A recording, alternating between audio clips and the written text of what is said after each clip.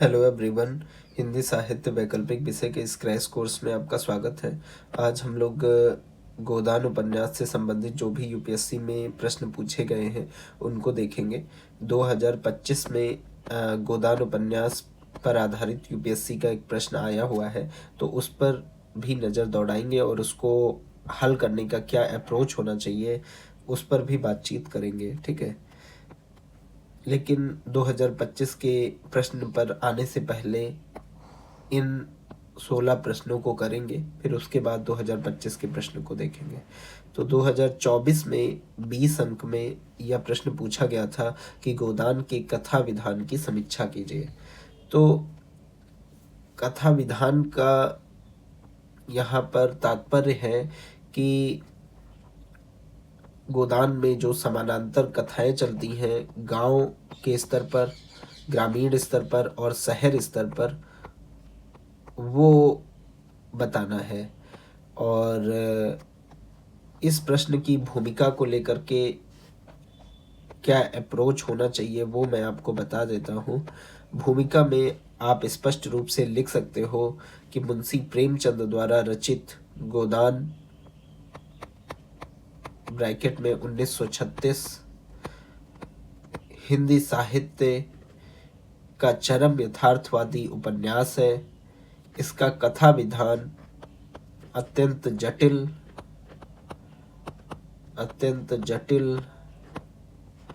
और ग्रामीण तथा शहरी जीवन, इसका कथा विधान अत्यंत जटिल और ग्रामीण तथा शहरी जीवन की दो समानांतर कथाओं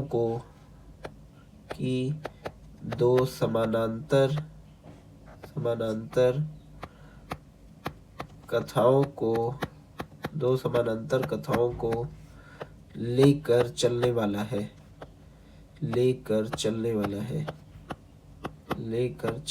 है। तो भूमिका इस तरीके से 25 से 30 शब्दों में दी जा सकती है। फिर इसके बाद जब इस प्रश्न का मुख्य भाग लिखो कि गोदान के कथा विधान की समीक्षा कीजिए, तो इसके मुख्य भाग में आपको क्या कुछ लिखना चाहिए उसको बता देता हूँ। मुख्य भाग में जो द्वैध कथा चलती है कथानक में, उसका जिक्र करना है कि प्रेमचंद ने द्वैध कथा योजना को आधार बना करके गोदान का कथानक रचा है, जिसमें ग्रामीण कथा जो है वो होरी, धनिया, गोबर इन पात्रों के इर्द गिर्द घूमती हुई नजर आती है। शहरी कथा में राय साहब, ग्रामीण कथा और एक तरफ शहरी कथा में राय साहब, mister Khanna, Omkar Nath, doctor Mehta, miss मालती जैसे पात्र देखने को मिलते हैं। तो और इसके अलावा ये द्वैत कथा योजना पर बातचीत करना है मुख्य भाग में। दूसरी बात, यथार्थवादी चित्रण पर जोर दे करके आपको बताना है कि गोदान का कथा विधान जो है वो चरम यथार्थ की प्रस्तुति है, तो इस पर जोर देना है, यथार्थवादी चित्रण पर। और भारतीय कृषक की त्रासद स्थिति का वर्णन है। भारतीय कृषक की त्रासद स्थिति का वर्णन है उपन्यास में। त्रासद स्थिति का वर्णन है जिसमें शोषण चक्र को दिखाया गया है।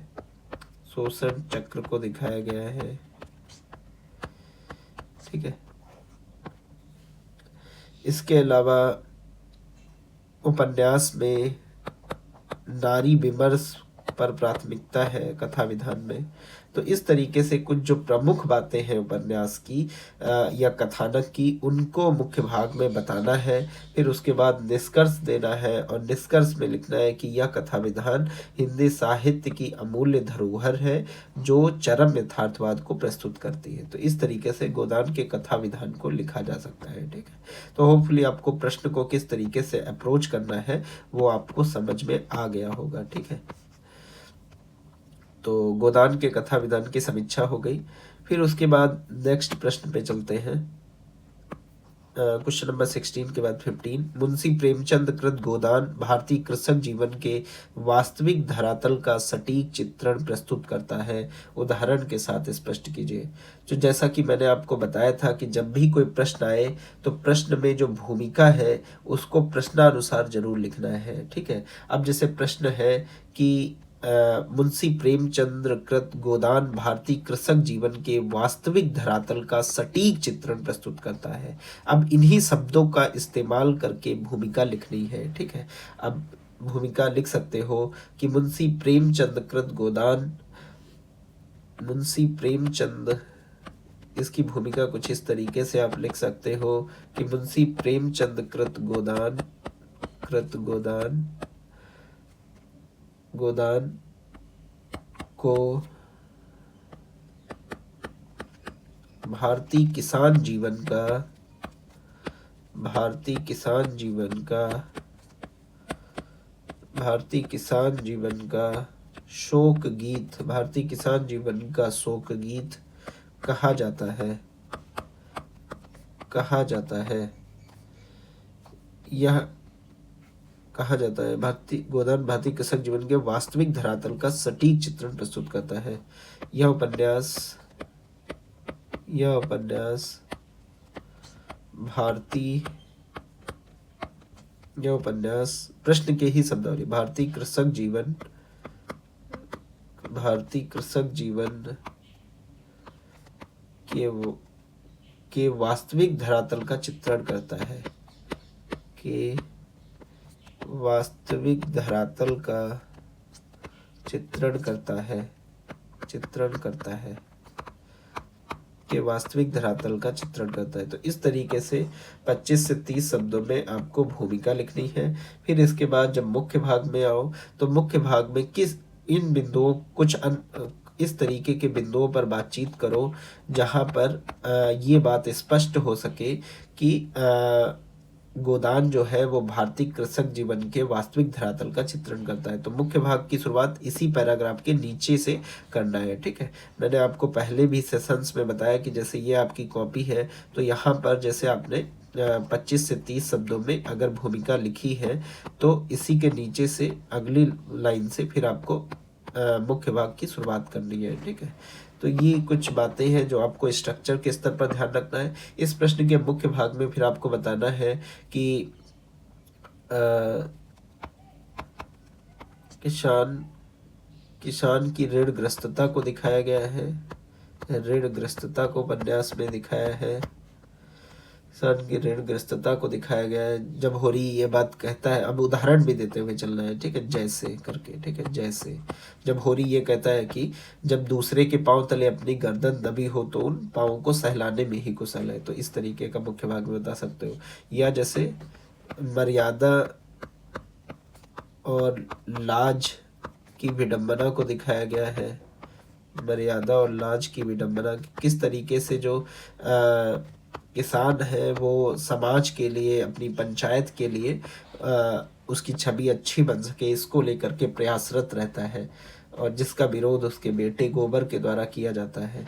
संयुक्त परिवार को बचाने के लिए प्रयासरत रहता है, ठीक है, ठीक है। और कृषक जीवन में शोषण के विभिन्न रूप इस उपन्यास में देखने को मिले हैं। शोषण के विभिन्न रूप देखने को मिले हैं, जिसमें कहें तो दाता दीन के द्वारा शोषण हो रहा है, राय साहब के द्वारा शोषण, राय साहब के द्वारा शोषण। तो इस तरीके से मुख्य भाग में इन सब बातों पर चर्चा करके आप स्पष्ट रूप से दिखा सकते हो कि मुंशी प्रेमचंद कृत गोदान भारतीय कृषक जीवन के वास्तविक धरातल का सटीक चित्रण प्रस्तुत करता है। और हर एक पॉइंट को बताते हुए आपको जैसे करके अपने पॉइंट्स की पुष्टि भी करनी है, ठीक है। तो ये हो गया क्वेश्चन नंबर 15, ठीक है। क्वेश्चन नंबर 14 है कि गोदान की भाषा और उसके शिल्प की विशेषताएं बताइए। तो जब मैं दृष्टि का प्रिंटेड नोट्स कवर करवा रहा था तो उस टाइम पर मैंने आपको बताया था कि प्रेमचंद ने हिंदुस्तानी भाषा को अपनाया है, ठीक है। तो प्रेमचंद की भाषा या कहें गोदान की भाषा जो है वो हिंदुस्तानी है, जिसमें हिंदी और उर्दू के शब्दों का समावेश है और जो गांधीवादी विचारधारा से प्रभावित भाषा है और जिसके पीछे का उद्देश्य है कि यह आम जनमानस को समझ में आए, उस भाषा को प्रेमचंद ने स्वीकार किया है। फिर उसके बाद शिल्प के स्तर पर आपको बता देना है कि प्रेमचंद ने अपनी भाषा में सहजता को अपनाया है, सहज भाषा को रखा है। दूसरी बात, मुहावरेदार भाषा को महत्व दिया है, मुहावरेदार भाषा को महत्व दिया है। फिर उसके बाद पात्रानुकूल भाषा पर जोर दिया है, पात्रानुकूल भाषा को महत्व दिया है। बिंबात्मकता है, बिंबात्मकता है, बिंबात्मकता है। प्रतीकों का प्रयोग किया गया है, प्रतीकों का प्रयोग किया गया है। इस तरीके से इस प्रश्न को अप्रोच करना है और जैसे करके बस अपने उदाहरणों को देते हुए चलना है। जो भी दृष्टि के प्रिंटेड नोट्स में जो भी कंटेंट पढ़ा था तो उसमें जो भी उदाहरण मैं आपको बता रहा था उन सब उदाहरणों को किस तरीके से उपयोग करना है ये आपको समझना होगा। यथार्थवाद पर जोर देकर के आप बता सकते हो कि कथानक के स्तर पर यथार्थवाद को सही ढंग से प्रस्तुत किया गया है, संवाद योजना को प्रभावी बनाया गया है। तो इस तरीके की बातचीत को कर सकते हो इस वाले प्रश्न में। मुझे नहीं लगता इसमें ज़्यादा दिक्कत आएगी। प्रिंटेड नोट्स में भी इसके ऊपर कंटेंट है तो आप अच्छे से कर लोगे, ठीक है। फिर उसके बाद ये प्रश्न है कि गोदान के पात्र व्यष्टिपरक न होकर वर्ग के प्रतिनिधि के रूप में आते हैं, सिद्ध कीजिए। व्यष्टिपरक का मतलब होता है कि इंडिविजुअल ना होकर, व्यष्टिपरक का मतलब होता है कि इंडिविजुअल, ठीक है, इंडिविजुअल। व्यष्टिपरक का मतलब होता है इंडिविजुअल। तो गोदान के जो पात्र है वो इंडिविजुअल ना होकर वर्ग के प्रतिनिधि के रूप में आते हैं, वर्ग के प्रतिनिधि के रूप में, ठीक है।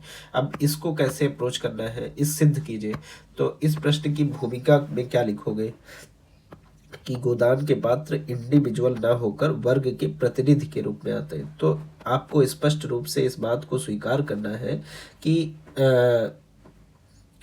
मुंशी प्रेमचंद कृत गोदान उपन्यास की यह महत्वपूर्ण विशेषता है कि प्रेमचंद ने पात्रों के माध्यम से केवल एक व्यक्ति, पात्रों के माध्यम से केवल एक व्यक्ति को रचा नहीं है। पात्रों के माध्यम से प्रेमचंद ने केवल एक व्यक्ति को रचा नहीं है, बल्कि एक पात्र के माध्यम से, एक चरित्र के माध्यम से पूरे समाज को इंगित करने का काम किया है। कुछ इस तरीके का, मतलब प्रश्नानुसार भूमिका बनाने का काम करना है आपको 25 से 30 शब्दों में, ठीक है। अब जब इस तरीके से प्रश्नानुसार भूमिका हो जाए तो फिर मुख्य भाग में क्या कुछ करना है। मुख्य भाग में आपको हर एक पात्र को एक एक करके उठाना है जो एक व्यक्ति तक सीमित ना होकर के पूरे समाज को इंगित कर रहा है। तो जैसे होरी का पात्र है, होरी का चरित्र है, तो होरी का चरित्र जो है वो पूरे भारतीय किसान समाज को दिखाता है, पूरे भारतीय कृषक समाज को दिखाता है और उन करोड़ों किसानों का प्रतिनिधि के रूप में होरी है उपन्यास में। तो इस बात का जिक्र करना है, ठीक है। फिर उसी तरीके से धनिया का चरित्र उठाना है और धनिया के माध्यम से दिखाना है कि धनिया केवल एक अपने चरित्र तक ही सीमित नहीं है, यह पूरे भारतीय समाज की नारियों का प्रतिनिधि करता है जो कृषक परिवार से आती है, जो जुझारू है, जो अन्याय के सामने चुप नहीं बैठती है, उसका प्रतिनिधित्व करती हुई धनिया नजर आती है, ठीक है। फिर उसके बाद फिर एक पात्र को उठाना है, जैसे राय साहब। तो राय साहब का पात्र केवल राय साहब की इंडिविजुअल तक सीमित नहीं है, ये राय साहब का पात्र समाज को दिखाता है, उस समाज को जो जमींदार है, जो सामंत है, उस समाज को दिखाते हुए नजर आता है राय साहब का चरित्र, ठीक है। इसी तरह पंडित दाता दीन,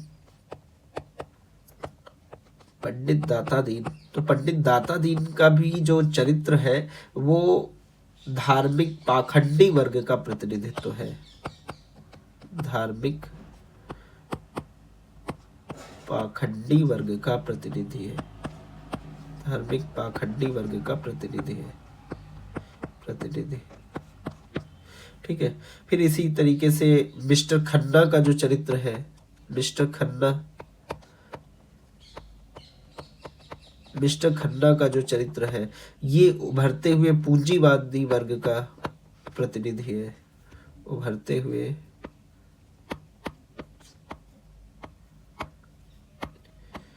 पूंजीपति वर्ग का, उभरते हुए पूंजीपति वर्ग का प्रतिनिधि है। ठीक है। इसी तरीके से अन्य जो चरित्र है, डॉक्टर मेहता और मिस मालती, ये बुद्धिजीवी और आधुनिक वर्ग है। और मिस मालती और डॉक्टर मेहता ये बुद्धिजीवी वर्ग के, ठीक है। गोबर का जो चरित्र है, ये विद्रोही युवा पीढ़ी को दिखाता है। ठीक है। तो इस तरीके से विभिन्न चरित्रों के माध्यम से यह स्पष्ट होता है कि गोदान के पात्र व्यष्टि परक ना होकर, व्यष्टि परक का मतलब इंडिविजुअल ना होकर, वर्ग के प्रतिनिधि के रूप में आते हैं। ठीक है। तो 13 क्वेश्चन में आप कर लोगे आसानी से, कोई दिक्कत नहीं आएगी। क्वेश्चन नंबर 12 कि गोदान जो है वो भारतीय कृषि जीवन का ज्वलंत दस्तावेज है। ये कुछ इसी तरीके से कि भारतीय कृषक जीवन के वास्तविक धरातल का सटीक चित्रण प्रस्तुत करता है। तो एक ही क्वेश्चन है लगभग, तो मतलब यही क्वेश्चन केवल शब्दावलियों का यूज करते रहना है कि हाँ यहाँ से स्पष्ट होता है कि भारतीय कृषक जीवन का ज्वलंत दस्तावेज है, हाँ स्पष्ट होता है कि भारतीय कृषि जीवन का ज्वलंत दस्तावेज है। तो प्रश्न की शब्दावलियों का बस यूज करते रहना है, बाकी एक ही चीज, वही सब बातों को लिखना है। ठीक है। फिर उसके बाद नेक्स्ट क्वेश्चन कि गोदान की धनिया जो है वो स्त्री चरित्र का उदात्त रूप है। तो अब धनिया के बारे में आप स्पष्ट रूप से लिख सकते हो कि मुंशी प्रेमचंद कृत गोदान ब्रैकेट में 1936 की प्रमुख स्त्री चरित्र धनिया हिंदी साहित्य के प्रमुख नारी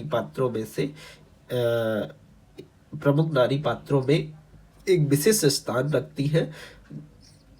धनिया साहस, संघर्ष और मानवीय गरिमा का प्रतिनिधित्व करती है। कुछ इस तरीके की भूमिका आपको 25 से 30 शब्दों में लिखना है। फिर धनिया के चरित्र पर आप गोदान उपन्यास का जब मैं कंटेंट बता रहा था तब भी बताया था कि धनिया का जो चरित्र है वो निर्भीक है, अन्याय का प्रतिरोध करती है।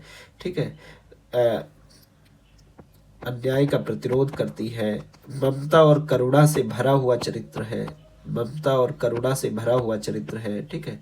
इसके अलावा अपने पति होरी की ढाल बन करके नजर आती है। ठीक है। संघर्षशीलता है, जुझारूपन है। अब इसी में जैसे करके उद्धरण देते हुए चलना है, जैसे करके। ठीक है। जैसे, फिर जैसे, ऐसे करके उद्धरण देते हुए चलना है। ठीक है। क्वेश्चन नंबर 10 गोदान न केवल ग्रामीण जीवन का बल्कि समूचे भारतीय जीवन की समस्याओं तथा यत्किंचित संभावनाओं का आख्यान है। इस कथन का वस्तुनिष्ठ विश्लेषण कीजिए। अब इस प्रश्न के कुछ महत्वपूर्ण शब्दावलियों को समझा देता हूं तो आपके लिए ये प्रश्न आसान हो जाएगा। कि पहली बात तो ये कि गोदान न केवल ग्रामीण जीवन का बल्कि समूचे भारतीय जीवन की समस्याओं, अब एक एक करके चलते हैं। ठीक है। तो भूमिका तो आप लोग लिख लोगे कि भूमिका को प्रश्नानुसार बनाना, लेकिन भूमिका से पहले मैं मुख्य भाग में बताता हूँ कि आपको इसमें क्या कुछ बताना होगा। ठीक है। तो मुख्य भाग में आपको इस प्रश्न चूंकि लंबा है, सेंटेंस बहुत लंबा दे करके पूछा गया है, तो इस मुख्य भाग में इसको कुछ पार्टों में तोड़ना होगा। ठीक है। कि पहले में क्या बताना है कि गोदान न केवल ग्रामीण जीवन का। ठीक है। तो मुख्य भाग का जो पहला पैराग्राफ होगा तो उसमें आप इस बात को स्पष्ट रूप से लिखना कि गोदान न केवल ग्रामीण जीवन का बल्कि शहरी जीवन को भी परिलक्षित करता है। तो ग्रामीण प्लस शहरी जीवन की जो गोदान की प्रमुख विशेषता है उसको पहले पैराग्राफ पे आपको बताना है, जो कि प्रश्न की डिमांड थी कि गोदान न केवल ग्रामीण जीवन का। ठीक है। अब यहाँ पर बात पूरी हो गई। फिर मुख्य भाग में दूसरा क्या पार्ट आएगा का बल्कि समूचे भारतीय जीवन की समस्याओं का चित्रण है। अब दूसरे भाग में समूचे भारतीय जीवन की, मुख्य भाग के दूसरे पैराग्राफ में समूचे भारतीय जीवन की समस्याओं को दिखाना है। समूचे भारतीय जीवन की समस्याओं को मुख्य भाग के दूसरे पैराग्राफ में। अब समुचे भारतीय जीवन की कौन कौन सी समस्याएं हैं? भारतीय जीवन की समस्या है कि पूंजीवाद को ज़्यादा बढ़ावा मिल रहा है, ठीक है, ऋणग्रस्तता है, जातिवाद है, ठीक है, जातिवाद है, ठीक है, ऋणग्रस्तता है, ये समुचे भारतीय जीवन की समस्या है। ऋणग्रस्तता है, ठीक है, पूंजीवाद को बढ़ावा मिल रहा है, पूंजीवाद को बढ़ावा दिया जा रहा है, ठीक है, और कुटीर उद्योगों को कमजोर किया जा रहा है। यही सब समुचे भारतीय जीवन की समस्या है। भारतीय कृषक जीवन की नहीं कह रहा है, भारतीय जीवन की कह रहा है, ठीक है। तो समस्याएं होगी। तथा अब तीसरा पैराग्राफ मुख्य भाग का थर्ड पैराग्राफ, तथा यत किंचित संभावना। यत किंचित का मतलब होता है अल्प मात्रा में, अल्प मात्रा में या थोड़े, थोड़ी भाग, ये थोड़ा सा, अल्प मात्रा में या थोड़ा सा, ठीक है, अल्प मात्रा में संभावनाओं का आख्यान है कि समस्याएं तो बताई गई है लेकिन कुछ मात्रा में संभावनाएं भी है, मतलब कुछ मात्रा में पॉजिटिव अप्रोच भी दिया गया है। तो संभावनाएं किसके माध्यम से दी गई है? संभावनाएं दी गई है गोबर के माध्यम से, ठीक है, कि गोबर के माध्यम से संभावना दिखाई गई है। मिस मालती के माध्यम से नारी चेतना को दिखाया गया है, मिस मालती के माध्यम से नारी चेतना को दिखाया गया है। डॉक्टर मेहता के माध्यम से बौद्धिक समाधान को प्रस्तुत किया गया है। तो इस तरीके से आपको वस्तुनिष्ठ विश्लेषण का मतलब होता है कि बिना किसी पूर्वाग्रह के आपको बताना है, ठीक है। वस्तुनिष्ठ का मतलब होता है बिना किसी पूर्वाग्रह के विश्लेषण करना है, ठीक है। तो होपफुली आपको जो बात समझाई जा रही है वो आपको समझ में आई होगी। एक बार इस वाले प्रश्न को मैं दोबारा से बता दे रहा हूँ जिससे आपको और अच्छे से समझ में आ जाए, ठीक है। जैसे प्रश्न ये है कि गोदान न केवल ग्रामीण जीवन का तो बल्कि, तो यहाँ पे मुख्य भाग को जब शुरुआत करना तो आप मुख्य भाग का जो पहला पैराग्राफ है उसमें स्पष्ट रूप से बताना कि गोदान जो है ग्रामीण जीवन के साथ साथ शहरी जीवन की स्थिति को भी उभारता हुआ नजर आता है। और गोदान उपन्यास में ग्रामीण और शहर का जो विवरण प्रस्तुत किया गया है या उसी अनुपात में है जो तत्कालीन भारत का अनुपात था, ठीक है। इस तरीके से पहला पैराग्राफ। फिर दूसरे पैराग्राफ में बताना है कि दूसरा पैराग्राफ इस पे आधारित होना चाहिए कि गोदान में समुचे भारतीय जीवन की समस्याओं का जिक्र है। तो समुचे भारतीय जीवन की समस्याएं क्या थी कि औद्योगिकरण हो रहा है और जबकि किसानों की स्थिति बदतर हो रही है उससे, ठीक है। औद्योगिकरण किस तरीके से प्रभावित हो रहा था, ठीक है, औद्योगिकरण। फिर उसके बाद नारी की स्थिति क्या हो रही है, ठीक है, वो, और फिर जातिवाद है, छुआछूत है, इन सब पर। और ये संभावनाओं पर आप बात कर सकते हो तो गोबर के माध्यम से संभावनाएं हैं, मालती के माध्यम से संभावनाएं हैं, मिस्टर मेहता के माध्यम से संभावनाओं को दिखाया गया है। तो ये बात कुछ इसमें करनी है जो आप लोग होपफुली अब अच्छे से कर पाओगे, ठीक है। फिर उसके बाद क्वेश्चन नंबर 9 पे चलते हैं। क्वेश्चन नंबर 9 कहता है कि चूंकि कृषक जीवन की समस्या उस समय के भारत की प्रमुख समस्या थी, इसलिए गोदान में कृषक जीवन की ट्रेजेडी की का आख्यान मानो युगीन समस्याओं का प्रतिनिधि आख्यान है। ये वही सब प्रश्न है कि गोदान जो है वो कृषक जीवन के वास्तविक धरातल का सटीक चित्रण है, गोदान कृषि जीवन का ज्वलंत दस्तावेज है। ये वही प्रश्न है, बस इसमें क्या करना है, प्रश्न की शब्दावलियों का यूज करते रहना है कि प्रश्न की शब्दावली आ गई है कि नहीं। हर कंटेंट के बाद प्रश्न की शब्दावली को ले करके आना है और आपका उत्तर तैयार हो जाएगा, ठीक है। फिर उसके बाद क्वेश्चन नंबर 8, प्रेमचंद ने हिंदी में पहली बार गांव और कृषक जीवन का अपने उपन्यास लेखन का केंद्रीय विषय बनाया। गोदान के माध्यम से प्रेमचंद की उक्त औपन्यासिक दृष्टि की सांस्कृतिक समीक्षा प्रस्तुत कीजिए। तो ये वाला जो प्रश्न है ये भी इस बात से इसमें प्रश्न की भूमिका बस थोड़ा सा मैटर कर जाती है। और प्रश्न की भूमिका में आप प्रश्नानुसार ये बात जरूर लिख देना कि मुंशी प्रेमचंद हिंदी साहित्य के ऐसे पहले रचनाकार थे जिन्होंने हिंदी साहित्य के ऐसे पहले रचनाकारों में से एक थे, ऐसे लिखना, ठीक है। हिंदी साहित्य के ऐसे पहले रचनाकारों में से एक थे जिन्होंने महलों और तिलस्मी से निकलकर गांवों की धूल और खेतों की बेड़ों तक पहुंचाया साहित्य को, ठीक है। कुछ इस तरीके का लिख सकते हो जब ये वाला प्रश्न की भूमिका लिखो। इस प्रश्न की भूमिका मैं लिखे दे रहा हूँ, आप उससे समझ पाओगे कि क्या होना चाहिए। इस प्रश्न की भूमिका कुछ इस तरीके से लिख सकते हो कि मुंशी प्रेमचंद हिंदी के हिंदी के हिंदी के उन शुरुआती साहित्यकारों में से है। हिंदी के उन शुरुआती साहित्यकारों में से है। हिंदी के उन शुरुआती साहित्यकारों में से है जिन्होंने महलों और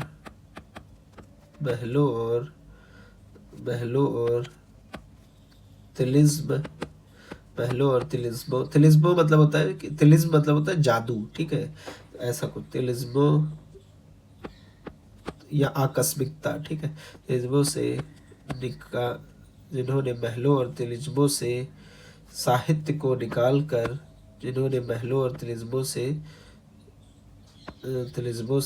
साहित्य को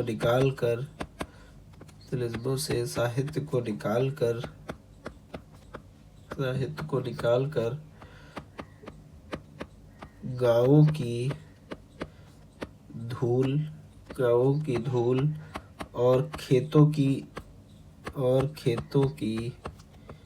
बेड़ों तक पहुँचाया है।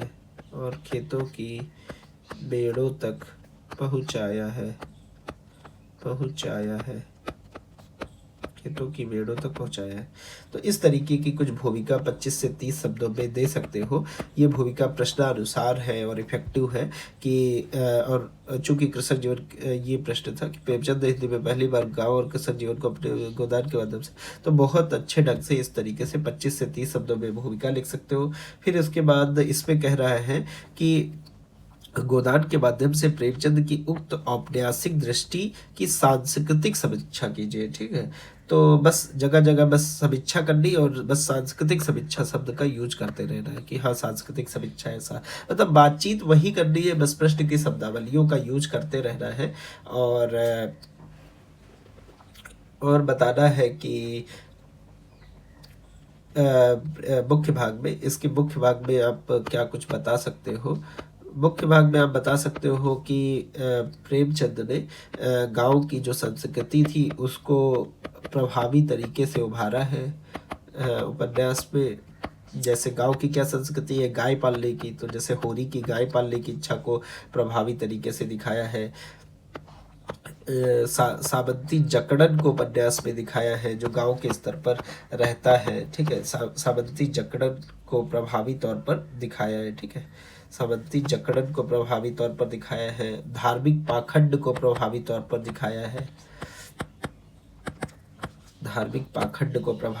दिखाया है। ठीक है। और नगर और गांव का टकराव दिखाया है।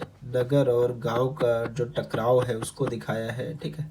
तो इस तरीके से मुख्य भाग में ये सब बातचीत करनी है आपको, ठीक है। क्वेश्चन नंबर 7, यदि प्रेमचंद गोदान को उपन्यास के बदले नाटक के रूप में लिखते तो आपकी दृष्टि में वे उसमें क्या छोड़ते और क्या जोड़ते। 2014 का क्वेश्चन है। तो इस वाले प्रश्न में कि यदि वो नाटक के रूप में गोदान को लिखते तो क्या छोड़ते, तो अब इसकी भूमिका अगर आपको लिखनी हो तो इसकी भूमिका में स्पष्ट रूप से आपको बताना होगा कि यदि प्रेमचंद गोदान जो कि एक महाकाव्यात्मक उपन्यास है उसको नाटक के रूप में लिखते तो नाटक में विधा के स्तर पर एक भाग जो जुड़ जाता है वो है रंगमंच।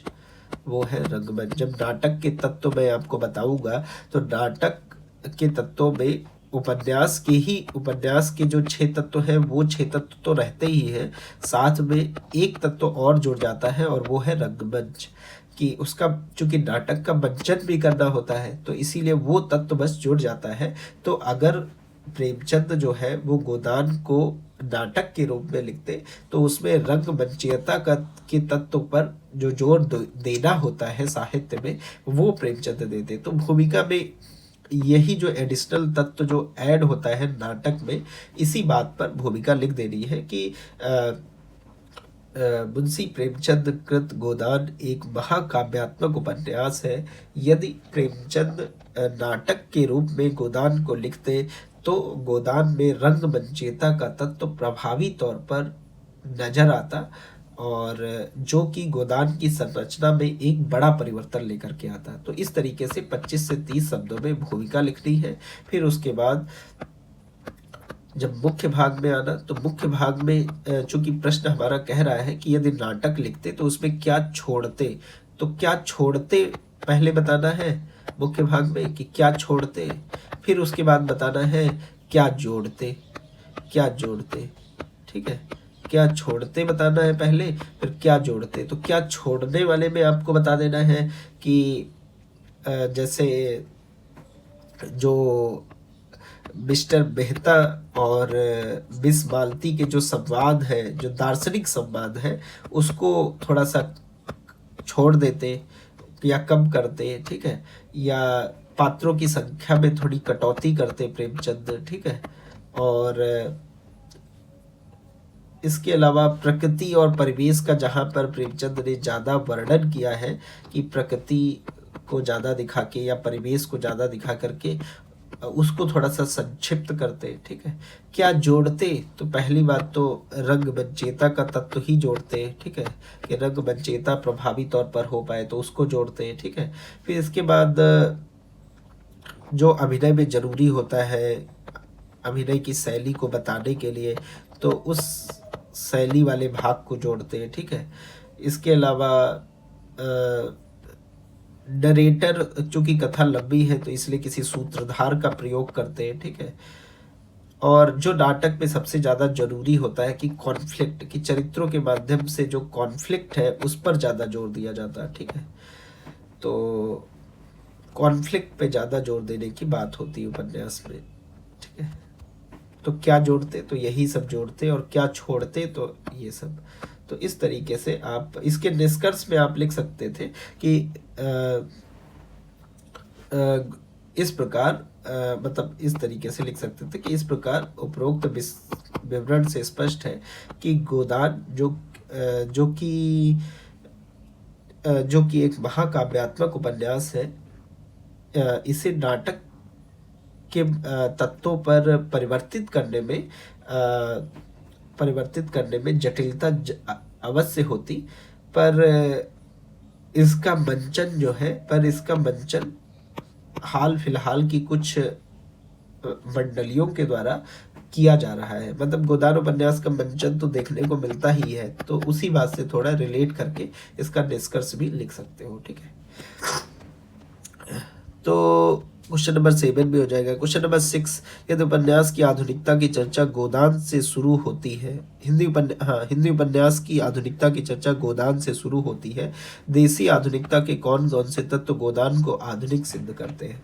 तो हिंदी उपन्यास की आधुनिकता की चर्चा गोदान से शुरू होती है, इस बात के लिए सबसे प्रभावी तर्क यही है कि गोदान में यथार्थवाद को प्रभावी तौर पर दिखाया गया है, जो इस बात की ओर इंडिकेट करता है कि हिंदी उपन्यास की आधुनिकता की चर्चा गोदान से शुरू होती है। तो आदर्शवाद का अंत और कठोर यथार्थवाद दिखाया गया है, ये एक प्रमुख कारण है। मर्यादा और धर्म पर तार्किक कटाक्ष किया गया है उपन्यास में। वर्ग चेतना का उदय दिखाया गया है गोबर के माध्यम से, पूंजीवाद का उदय दिखाया गया है, नारी चेतना के कई सारे आयाम दिखाए गए हैं। तो ये सब ये सिद्ध करते हैं जो कि देसी आधुनिकता के तत्व है, और कि हिंदी उपन्यास की आधुनिकता की शुरुआत गोदान से हो रही है, ठीक है। तो इस तरीके से ये प्रश्न भी हो जाए। गोदान न केवल कृषक जीवन का महाकाव्य अपितु समुचे युग की व्यथा कथा है। तो ये वाला भी प्रश्न कि कृषक जीवन की न केवल कृषक जीवन का महाकाव्य है, तो कृषक जीवन के अलावा और क्या क्या दिखाता है, और मतलब बहुआयामी शोषण चक्र दिखा रहा है, शहरी मध्यवर्ग की स्थिति दिखा रहा है, पूंजीवाद के उदय को दिखा रहा है गोदान, नारी चेतना का जागरण दिखाता है गोदान।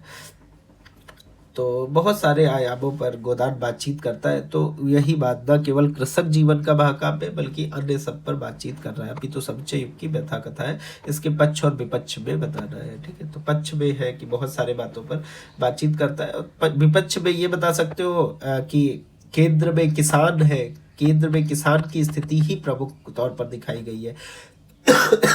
अन्य पर थोड़ा सा कम है, किसान की स्थिति के तुलना में अन्य विषय पर थोड़ी सी कम बातचीत है, ठीक है। शहरी कथा थोड़ी सी शिथिल पड़ गई है, ये एक विपक्ष में बता सकते हो पॉइंट कि शहरी कथा जो है वो शिथिल पड़ गई है, ठीक है। गोदान की बुनावट का विवेचन कीजिए। गोदान की बुनावट का मतलब वही कि कथा सार या कथानक किस तरीके से रचा गढ़ा गया है, वही कथा विधान की समीक्षा कीजिए या गोदान की बुनावट की विवेचना कीजिए, एक ही प्रश्न है, ठीक है। क्या आपको गोदान पढ़ते हुए यह लगता है कि होरी का जीवन दुख का एक लंबा नाटक है जिसमें सुख के भी कुछ दृश्य है? तो दुख का एक लंबा नाटक है, तो ये तो आसान है कि दुख का लंबा नाटक इसलिए क्योंकि होरी जो है ऋणग्रस्त है। होरी जो है वो ऋणग्रस्त होने के साथ साथ आर्थिक रूप से कमजोर है, और इसके अलावा उसका संयुक्त परिवार भी बिखर रहा है, ठीक है। और संयुक्त परिवार का बिखरना है, पंचायत से उसका हुक्का पानी बंद होना है, धर्म की क्रांति है उसके मन में।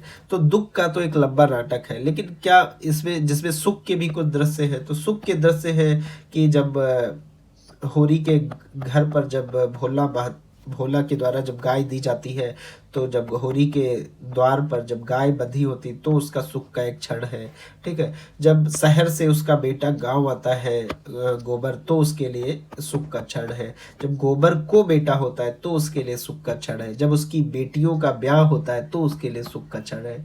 तो ये सब है जो आप बता सकते हो, ठीक है। तो होपफुली आप इस प्रश्न को भी अच्छे से अप्रोच कर पाओगे। क्वेश्चन नंबर सेकंड, औपन्यासिक कला की दृष्टि से गोदान उपन्यास। औपन्यासिक कला की दृष्टि मतलब कि वही उपन्यास के जो तत्व है, कथानक, भाषा शैली, चरित्र योजना, देश काल, वातावरण, संवाद योजना, उद्देश्य, उनके आधार पर गोदान उपन्यास की समीक्षा करनी है, ठीक है। गोदान में प्रस्तुत गांव और शहर की कथाओं के संबंध पर विचार करते हुए उपन्यास के उद्देश्य पर प्रकाश डालिए।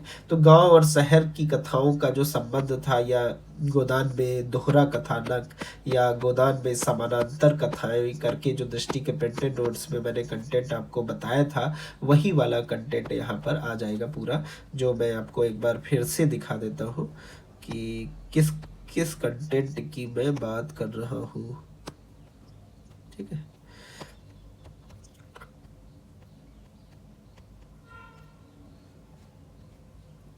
हाँ, ये वाला कंटेंट है, गोदान का दोहरा कथानक या समानांतर शिल्प। तो इस पे शांति प्रिय द्विवेदी, बाबू गुलाम राय का स्टेटमेंट, नवल बिलोचन शर्मा का स्टेटमेंट, नंद दुलारे वाजपेयी का स्टेटमेंट। तो इन उद्धरणों का प्रयोग करके आप अपने उत्तर को इफेक्टिव बना सकते हो और प्रस्तुत गांव और शहरी कथाओं के संबंध पर अपने विचार विभिन्न समीक्षकों के मतों के माध्यम से दे सकते हो, ठीक है। तो पहला प्रश्न भी आसानी से आप कर सकते हो, ठीक है। तो इस तरीके से सभी 16 क्वेश्चन हमने कवर अप किए। अब इसके बाद 2025 का पेपर उठाते हैं और उसमें देखते हैं कि क्या कुछ प्रश्न आया है गोदान पर। तो ये 2025 सिविल सर्विसेज मेंस एग्जामिनेशन, और इसमें गोदान पर प्रश्न जो आया है वो एक बार देख लेते हैं। गोदान उपन्यास के मूल प्रतिपाद्य पर प्रकाश डालिए, ये प्रश्न पूछा गया है, ठीक है।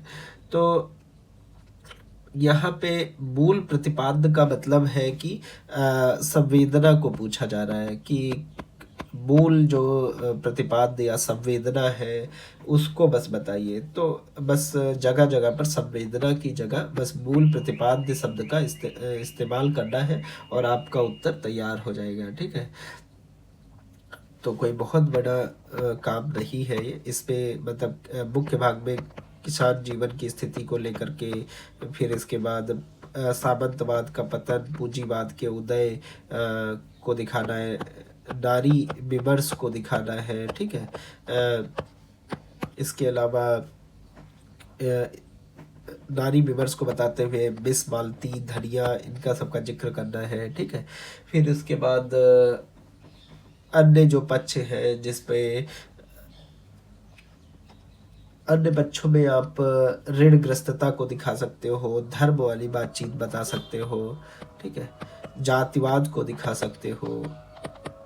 इन सब पर बातचीत करके आप अपने उत्तर को इफेक्टिव बना सकते हो और ये 15 मार्क्स में पूछा गया है। तो 2000 से लेकर के अभी तक जो भी प्रश्न पूछे गए हैं गोदान उपन्यास में, वो 25 वर्षों के सभी प्रश्नों को मैंने कवर अप किया है इस सेशन में। नेक्स्ट सेशन में हम लोग नाटक स्टार्ट करेंगे और नाटक को कवर करेंगे जल्दी से जल्दी, और फिर उसके बाद हिंदी साहित्य के जो अन्य सभी टॉपिक है उस पर भी बातचीत करेंगे। तो आज के सेशन पे इतना ही, और मिलते हैं नेक्स्ट सेशन में। Thank you.